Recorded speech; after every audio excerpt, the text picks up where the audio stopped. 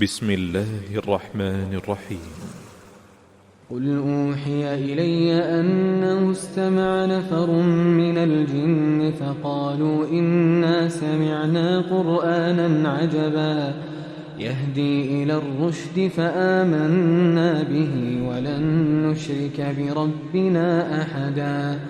وأنه تعالى جد ربنا ما اتخذ صاحبة ولا ولدا وأنه كان يقول سفيهنا على الله شططا وأنا ظننا أن لن تقول الإنس والجن على الله كذبا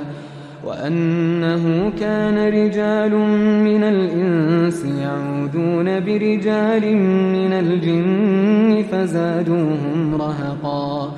وأنهم ظنوا كما ظننتم أن لن يبعث الله أحدا وأنا لمسنا السماء فوجدناها ملئت حرسا شديدا وشهبا وأنا كنا نقعد منها مقاعد للسمع فمن يستمع الآن يجد له شهابا رصدا وأنا لا ندري أشر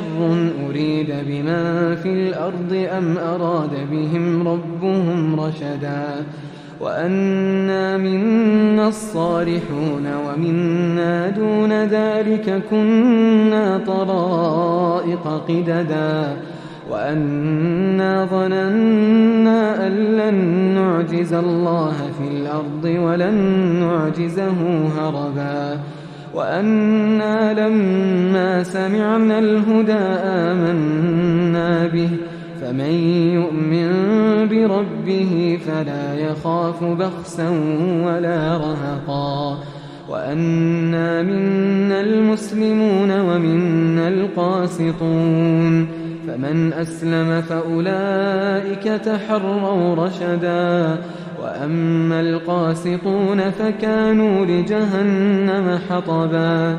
وأن لو استقاموا على الطريقة لأسقيناهم ماء غدقا لنفتنهم فيه ومن يعرض عن ذكر ربه يسلكه عذابا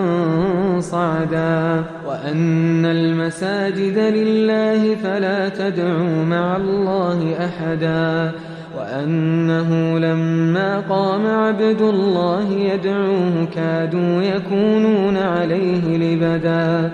قل إنما أدعو ربي ولا أشرك به أحدا قل إني لا أملك لكم ضرا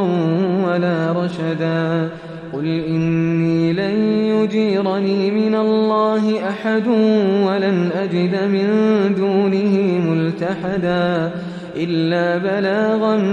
من الله ورسالاته ومن يعص الله ورسوله فإن له نار جهنم خالدين فيها أبدا